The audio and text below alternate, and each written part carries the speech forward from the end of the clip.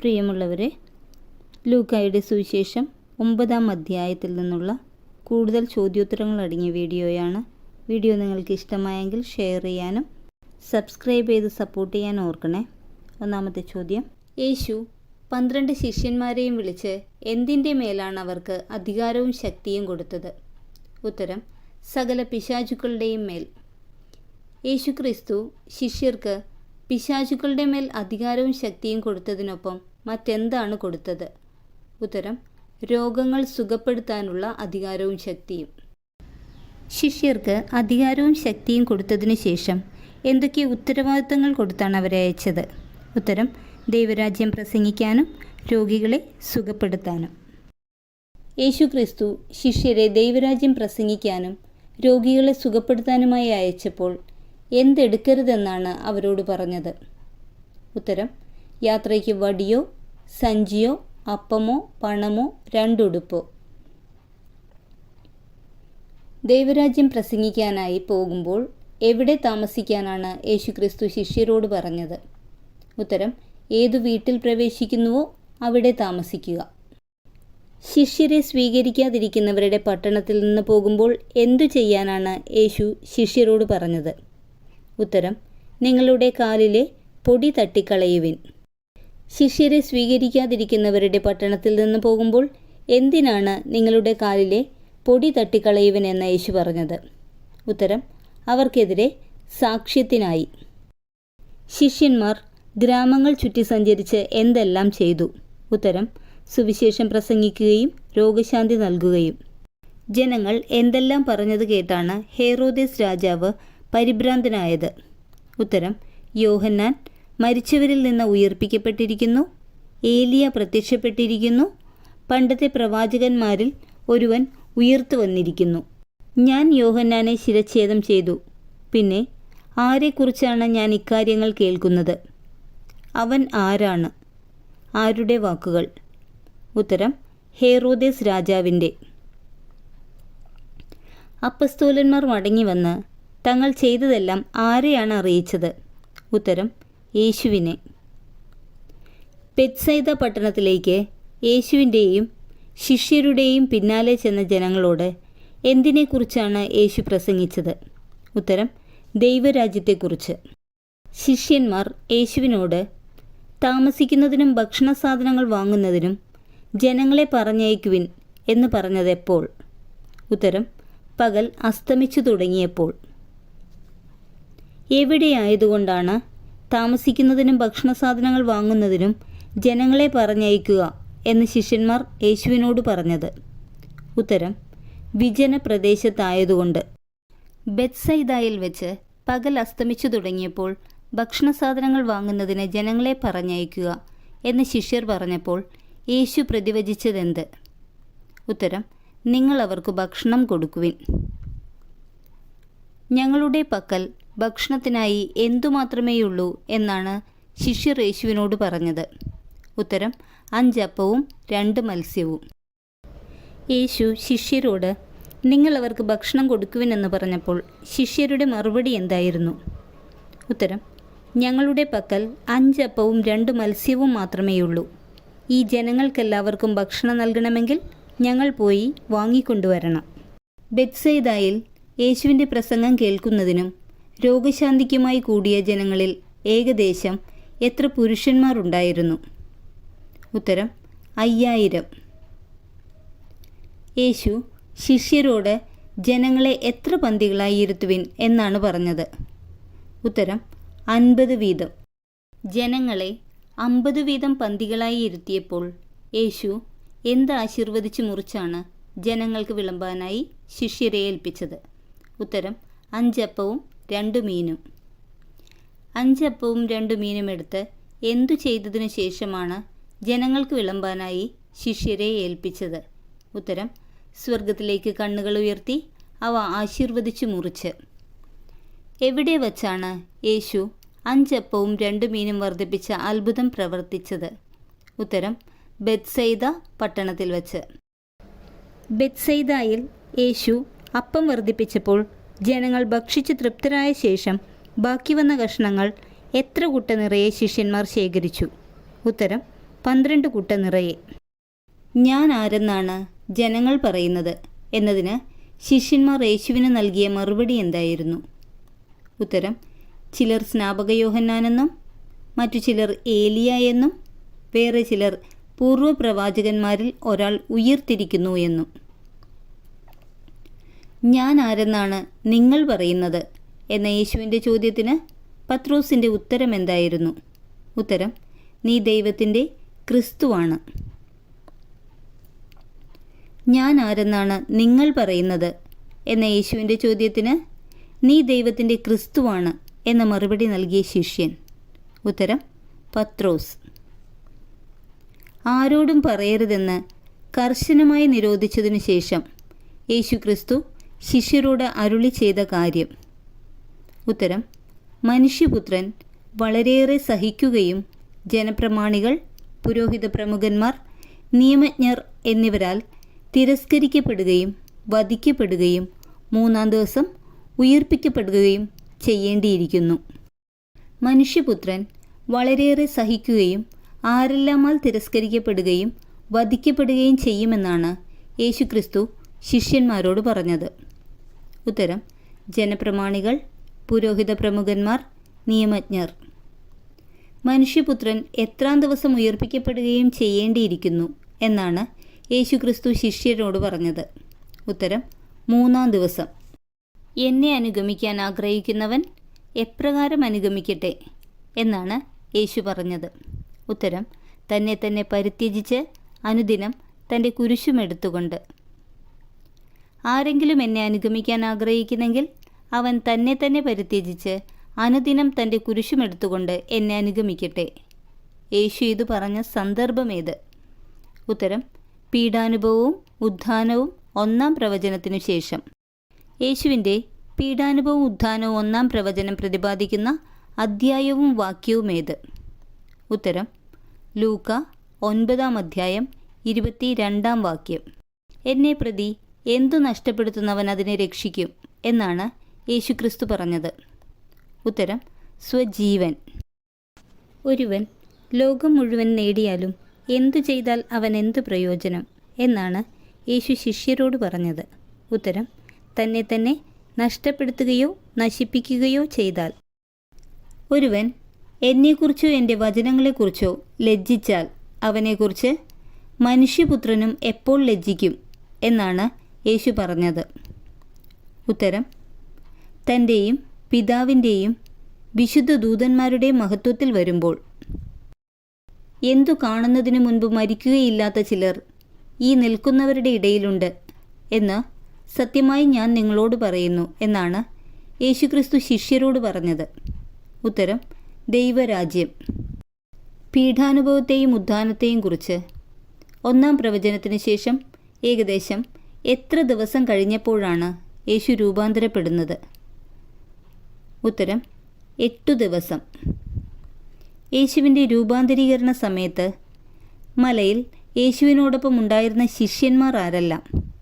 ഉത്തരം: പത്രോസ്, യോഹന്നാൻ, യാക്കോബ്. പത്രോസ്, യോഹന്നാൻ, യാക്കോബ് എന്നിവരെ കൂട്ടിക്കൊണ്ട് മലയിൽ പ്രാർത്ഥിച്ചുകൊണ്ടിരുന്നപ്പോൾ യേശുവിന് ആദ്യം എന്താണ് സംഭവിച്ചത്? ഉത്തരം: മുഖഭാവം മാറി വസ്ത്രം വെണ്മയോടെ ശോഭിച്ചു. പത്രോസ്, യോഹന്നാൻ, യാക്കോബ് ഇവരെ കൂട്ടിക്കൊണ്ട് മലയിലേക്ക് പോയി പ്രാർത്ഥിച്ചു കൊണ്ടിരുന്നപ്പോൾ ആരെല്ലാമാണ് യേശുവിനോട് സംസാരിച്ചു കൊണ്ടിരുന്നത്? ഉത്തരം: മോശയും ഏലിയായും. എന്തിനെക്കുറിച്ചാണ് മോശയും ഏലിയായും യേശുവിനോട് സംസാരിച്ചു കൊണ്ടിരുന്നത്? ഉത്തരം: അടുത്തു തന്നെ ജെറുസലേമിൽ പൂർത്തിയാകേണ്ട അവൻ്റെ കടന്നുപോകലിനെക്കുറിച്ച്. പത്രോസും കൂടെയുള്ളവരും എങ്ങനെയായിരുന്നിട്ടും ഉണർന്നിരുന്നു എന്നാണ് പറയുന്നത്? ഉത്തരം: നിദ്രാവിവശരായിരുന്നിട്ടും. അവർ അവൻ്റെ മഹത്വം ദർശിച്ചു. അവനോട് കൂടെ നിന്ന ഇരുവരെയും കണ്ടു. ആര്? ആരുടെ മഹത്വം? ഇരുവർ ആര്? ഉത്തരം: പത്രോസും കൂടെയുള്ളവരും. യേശുവിൻ്റെ മഹത്വം? ഇരുവർ മോശയും ഏലിയായും. ഗുരു, നാം ഇവിടെ ആയിരിക്കുന്നത് നല്ലതാണ്. ഞങ്ങൾ 3 കൂടാരങ്ങളുണ്ടാക്കാം. ഒന്ന് നിനക്ക്, ഒന്ന് മോശയ്ക്ക്, ഒന്ന് ഏലിയായിക്ക്. ആരുടെ വാക്കുകൾ? ഉത്തരം പത്രോസിൻ്റെ. ആർക്കൊക്കെ 3 കൂടാരങ്ങൾ ഉണ്ടാക്കാം എന്നാണ് പത്രോസ് പറഞ്ഞത്? ഉത്തരം യേശുവിന്, മോശയ്ക്ക്, ഏലിയായിക്ക്. താൻ എന്താണ് പറയുന്നതെന്ന് അവനു തന്നെ നിശ്ചയമില്ലായിരുന്നു. ആർക്ക്? ഉത്തരം പത്രോസിന്. രൂപാന്തരീകരണ സമയത്ത് അവരെ ആവരണം ചെയ്തതെന്ത്? ഉത്തരം മേഘം. മേഘത്തിനുള്ളിലായപ്പോൾ ഭയപ്പെട്ടതാര്? ഉത്തരം ശിഷ്യന്മാർ. മേഘത്തിൽ നിന്നുള്ള സ്വരം നിലച്ചപ്പോൾ ആരു മാത്രം കാണപ്പെട്ടു? ഉത്തരം യേശു മാത്രം. യേശുവിൻ്റെ രൂപാന്തരീകരണ സമയത്ത് കേട്ട സ്വരം എന്തായിരുന്നു? ഇവൻ എൻ്റെ പുത്രൻ, എൻ്റെ തിരഞ്ഞെടുക്കപ്പെട്ടവൻ, അവൻ്റെ വാക്കു ശ്രവിക്കുവിൻ. യേശുവിൻ്റെ രൂപാന്തരീകരണ സമയത്ത് മേഘത്തിൽ നിന്നുള്ള സ്വരം നിലച്ചപ്പോൾ യേശു മാത്രം കാണപ്പെട്ടു. അപ്പോൾ ശിഷ്യന്മാർ എന്തു ചെയ്തു? ഉത്തരം മൗനം അവലംബിച്ചു. യേശുവിൻ്റെ രൂപാന്തരീകരണത്തിൻ്റെ പിറ്റേ ദിവസം യേശുവും ശിഷ്യരും മലയിൽ നിന്നിറങ്ങി വന്നപ്പോൾ, ഗുരു, എൻ്റെ മകനെ കടാക്ഷിക്കണമെന്ന ജനക്കൂട്ടത്തിൽ നിന്ന് വിളിച്ചു പറഞ്ഞതാര്? ഉത്തരം അശുദ്ധാത്മാവ് ബാധിച്ച ബാലൻ്റെ പിതാവ്. രൂപാന്തരീകരണത്തിൻ്റെ പിറ്റേ ദിവസം യേശുവും ശിഷ്യരും മലയിൽ നിന്നിറങ്ങി വന്നപ്പോൾ ജനക്കൂട്ടത്തിൽ നിന്ന് ഒരുവൻ മകനെ എന്തു പിടികൂടുന്നു എന്നാണ് വിളിച്ചു പറഞ്ഞത്? ഉത്തരം ഒരു അശുദ്ധാത്മാവ്. അശുദ്ധാത്മാവിനെ പുറത്താക്കാൻ ബാലൻ്റെ പിതാവ് ആരോടാണ് ആദ്യം അപേക്ഷിച്ചത്? ഉത്തരം ശിഷ്യന്മാരോട്.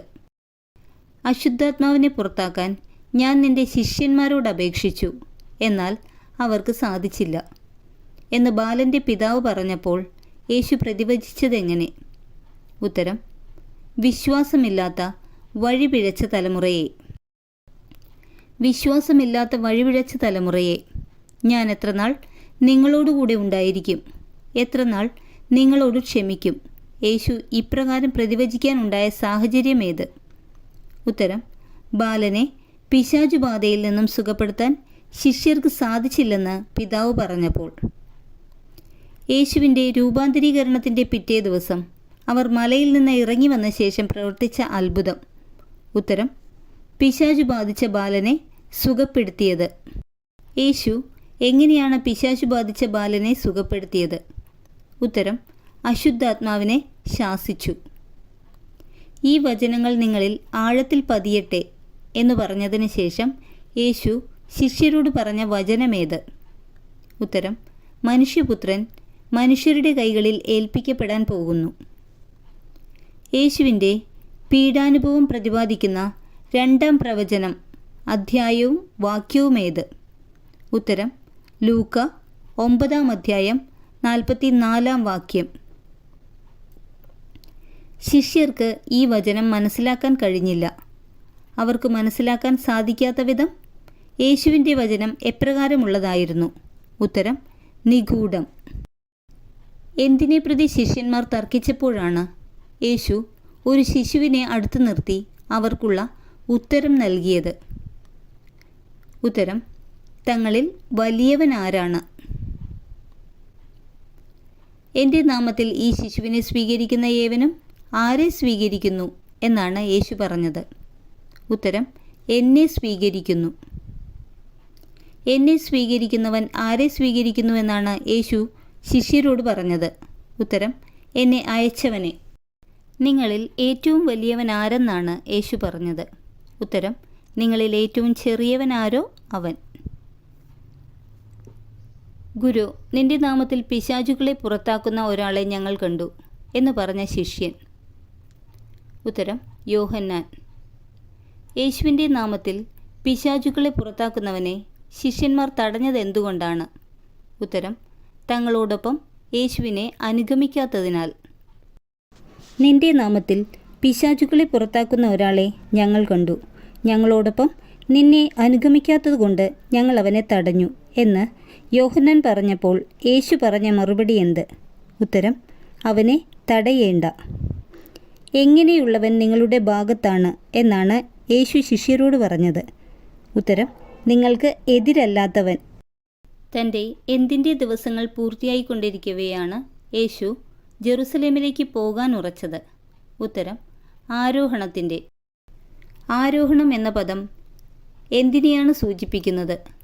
ഉത്തരം: യേശുവിൻ്റെ കുരിശുമരണം, ഉയിർപ്പ്, സ്വർഗാരോഹണം എന്നിവയെ. യേശു തൻ്റെ ആരോഹണത്തിൻ്റെ ദിവസങ്ങൾ പൂർത്തിയായിക്കൊണ്ടിരിക്കവേ ജെറുസലേമിലേക്ക് പോകാൻ ഉറച്ചപ്പോൾ തനിക്ക് മുമ്പേ ആരെയാണ് അവിടേക്ക് അയച്ചത്? ഉത്തരം: ഏതാനും ദൂതന്മാരെ. യേശു തനിക്ക് മുമ്പേ അയച്ച ദൂതന്മാർ എന്തിനു വേണ്ടിയാണ് സമരിയാക്കാരുടെ ഒരു ഗ്രാമത്തിൽ പ്രവേശിച്ചത്? ഉത്തരം: അവന് വേണ്ട ഒരുക്കങ്ങൾ ചെയ്യാൻ. യേശു അയച്ച ദൂതന്മാർ അവന് വേണ്ട ഒരുക്കങ്ങൾ ചെയ്യാൻ ആരുടെ ഗ്രാമത്തിലാണ് പ്രവേശിച്ചത്? ഉത്തരം: സമരിയാക്കാരുടെ. സമരിയാക്കാർ യേശുവിനെ സ്വീകരിക്കാതിരുന്നതിന് കാരണം? ഉത്തരം: അവൻ ജെറുസലേമിലേക്ക് പോവുകയായിരുന്നതിനാൽ. എന്തു കണ്ടപ്പോഴാണ് ശിഷ്യന്മാരായ യാക്കോബും യോഹന്നാനും കർത്താവെ, സ്വർഗത്തിൽ നിന്ന് അഗ്നി ഇറങ്ങി ഇവരെ നശിപ്പിക്കട്ടെ എന്ന് ഞങ്ങൾ പറയട്ടെയോ എന്ന് പറഞ്ഞത്? ഉത്തരം: സമരിയാക്കാരുടെ തിരസ്കാരം. യാക്കോബും യോഹന്നാനും എന്തു പറഞ്ഞപ്പോഴാണ് യേശു അവരെ ശാസിച്ചത്? ഉത്തരം: കർത്താവെ, സ്വർഗത്തിൽ നിന്ന് അഗ്നി ഇറങ്ങി ഇവരെ നശിപ്പിക്കട്ടെ എന്ന് ഞങ്ങൾ പറയട്ടെയോ എന്ന് പറഞ്ഞപ്പോൾ. കർത്താവെ, സ്വർഗത്തിൽ നിന്ന് അഗ്നി ഇറങ്ങി ഇവരെ നശിപ്പിക്കട്ടെ എന്ന് ഞങ്ങൾ പറയട്ടെയോ എന്ന് യേശുവിനോട് ചോദിച്ചത് ആരെല്ലാമാണ്? ആരെക്കുറിച്ച്? ഉത്തരം: യാക്കോബും യോഹന്നാനും സമരിയാക്കാരെക്കുറിച്ച്. കുറുനരികൾക്ക് മാളങ്ങളും ആകാശത്തിലെ പക്ഷികൾക്ക് കൂടുകളുമുണ്ട്, മനുഷ്യപുത്രന് തലചായ്ക്കാൻ ഇടമില്ല എന്ന് യേശുക്രിസ്തു പറഞ്ഞ സന്ദർഭം. ഉത്തരം: നീ എവിടെ പോയാലും ഞാൻ നിന്നെ അനുഗമിക്കും എന്ന് ഒരുവൻ പറഞ്ഞപ്പോൾ. കർത്താവെ, ഞാൻ ആദ്യം പോയി എൻ്റെ പിതാവിനെ സംസ്കരിക്കാൻ അനുവദിച്ചാലും എന്ന് പറഞ്ഞതാര്? ഉത്തരം: യേശു ഒരുവനോട് എന്നെ അനുഗമിക്കുക എന്ന് പറഞ്ഞപ്പോൾ. ഞാൻ ആദ്യം പോയി എൻ്റെ പിതാവിനെ സംസ്കരിക്കാൻ അനുവദിച്ചാലും എന്ന് പറഞ്ഞവനോട് യേശു എന്താണ് പറഞ്ഞത്? ഉത്തരം: മരിച്ചവർ തങ്ങളുടെ മരിച്ചവരെ സംസ്കരിക്കട്ടെ, നീ പോയി ദൈവരാജ്യം പ്രസംഗിക്കുക. കർത്താവെ, ഞാൻ നിന്നെ അനുഗമിക്കാം, പക്ഷേ ആദ്യം പോയി എൻ്റെ വീട്ടുകാരോട് വിട വാങ്ങാൻ അനുവദിക്കണം എന്ന് പറഞ്ഞവനോട് യേശു പറഞ്ഞതെന്ത്? ഉത്തരം: കലപ്പയിൽ കൈവച്ചിട്ട് പിന്തിരിഞ്ഞു നോക്കുന്ന ഒരുവനും സ്വർഗരാജ്യത്തിന് യോഗ്യനല്ല. Thank U.